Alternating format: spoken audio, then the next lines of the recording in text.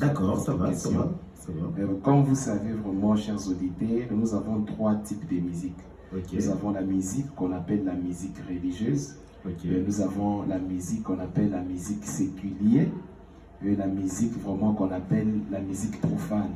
ok, En tout cas. Mais nous, ici, à notre radio, nous sommes trop focalisés dans cette musique qu'on appelle la musique religieuse ou la musique gospel. ok. Par rapport à ce que nous voyons, beaucoup de gens se sont lancés dans cette musique. Je dirais vraiment c'est quelque chose qui est important. Pourquoi? Parce que l'autre fois, la musique gospel ou la musique religieuse, qui était juste à une catégorie de personnes qui étaient nos papas, cette musique-là était en train d'attirer seulement une catégorie de personnes. Ok. Donc ce n'était que des papas qui étaient attirés, mais la jeunesse. Oui, oui, prophète, je ne vous coupe pas la parole. Oui, vous avez raison, puisque avant, les jeunes n'étaient pas trop église, trop s'intéresser à la musique. On écoutait souvent la musique religieuse parce que à la maison papa écoutait ou parce Oui, que oui. maman écoutait. Hein. Oui, oui, surtout ça. On écoutait vraiment les albums. C'est parce que quand papa venait du boulot, il nous amenait les disques, il mettait là, et c'est là vraiment qu'on écoutait, qu'on avait aussi vraiment le temps d'écouter le Matou Samiel ainsi que les autres. Vraiment. On n'avait pas vraiment le temps d'écouter les autres. On n'avait pas vraiment le temps de chercher sur YouTube, sur Internet, parce que pour nous, c'était vraiment désintéressé. On ne trouvait pas vraiment intéressant cette catégorie de musique gospel qui était passée avant notre génération, en tout cas. C'est ça. Vous avez entendu le prophète Chris Kasongo. Hein, il vous a parlé de la musique, en fait, c'était comment avant, nous les jeunes, on s'est comporté face à la musique religieuse.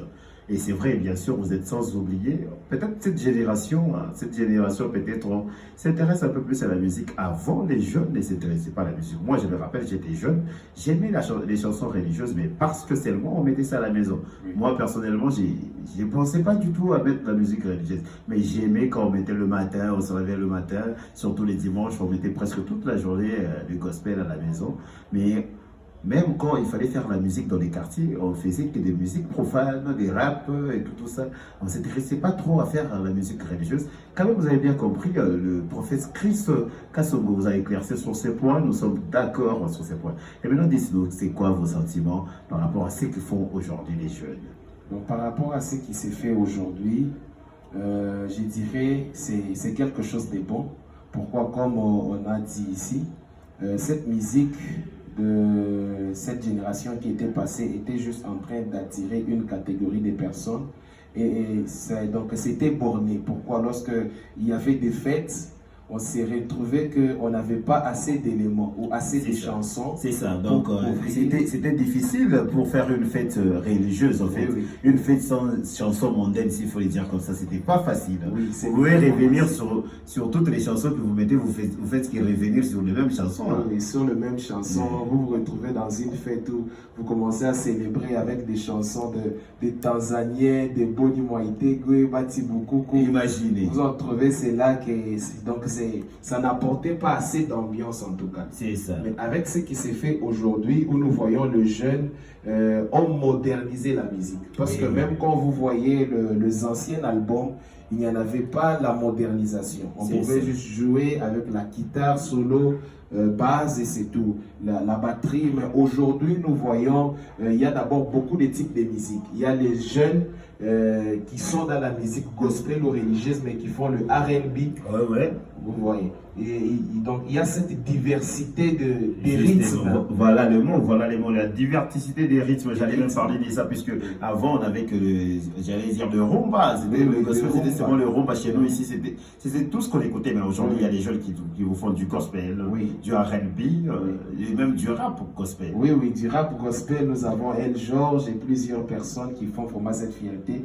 Imaginez-vous, pour écouter la musique folklorique, ou soit le rythme qu'on appelle ici chez nous Moutouachi, il n'y avait que des chansons profanes. Il fallait au moins écouter les limba. Il fallait vraiment écouter les limba, vous voyez. Mais aujourd'hui, il y a vraiment ces jeunes, il y a vraiment ces gens qui se sont donnés, qui ont travaillé ce type de musique folklorique, ou soit le mutuashi. Ils ont travaillé ça, mais dans la musique gospel. Et c'est là, c'est quelque chose de bon. Ça a vraiment une influence par rapport à notre génération. Aujourd'hui, on voit même du amapiano gospel. Oui, oui. Donc, ça veut dire qu'aujourd'hui, même dans des fêtes, on peut danser dans une fête étant religieux. Oui, oui, sans problème.